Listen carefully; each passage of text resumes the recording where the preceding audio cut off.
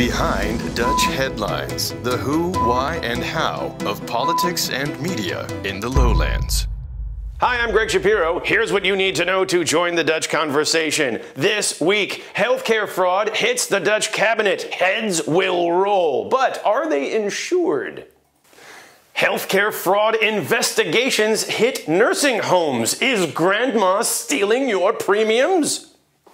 And the 12 Dutch provinces are becoming 5 this week. Will Limburg keep its name?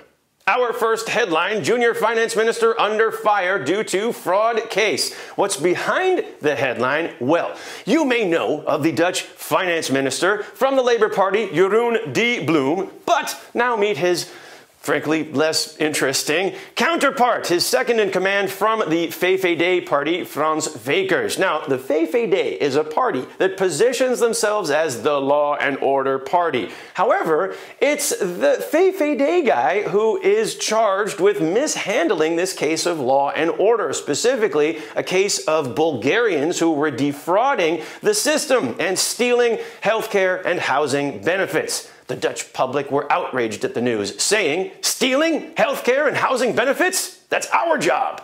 Our next headline, Dutch healthcare costs rise partly due to fraud. What's behind the headline? Well, the Netherlands is a country that is desperately trying to trim all of its budgets. But overall, healthcare costs rose last year, according to the Central Bureau of Statistics, to 9.8 billion euros, a noticeable increase since the year before. This is remarkable for a country with doctors whose normal advice is, why don't you just go home and get some rest?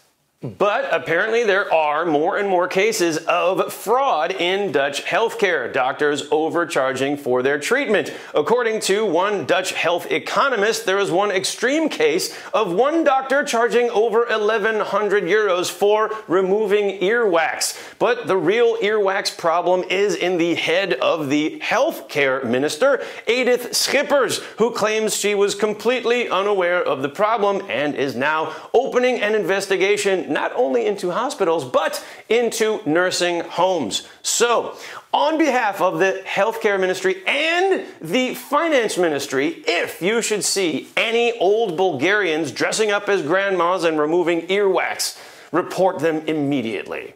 Our next headline, Dutch government to reduce the number of Dutch provinces. What's behind the headline? Well, one of the central plans of the new Dutch coalition is to reduce the number of provinces from 12 down to a more manageable 5. That's going to require some difficult decisions. And to help them, we introduce the choice of Holland, helping to figure out which provinces should be lumped into other ones and which provinces should keep their unique identity. This week, Limburg. What's so great about Limburg?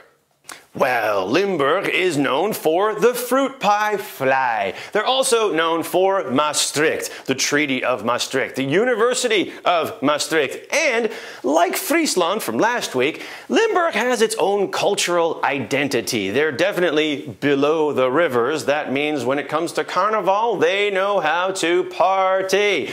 But more than that, they are logistically centered. They are a logistics capital, and they still make things down in Limburg. I believe they still make cars.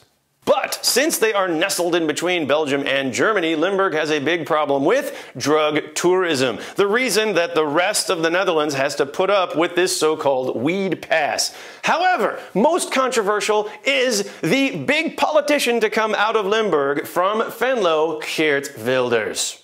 Let's go to the jury. Our first judge, Interior Minister Ronald Plasterk, who says, I like Limburg. I can sing in a key of G and zachte G.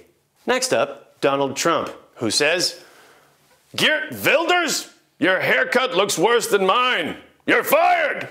And the deciding vote on the jury, me. Well, you know, Limburg, you do have your own identity. You're very well below the rivers. But look who else is below the rivers, Brabant. They're your neighbor to the northwest, and I think you might want to merge with them. We could call it Carnival Land. That's it for this week. Listen to our podcast for the rest. For Behind Dutch Headlines, I'm Greg Shapiro. Thank you very much. Behind Dutch Headlines.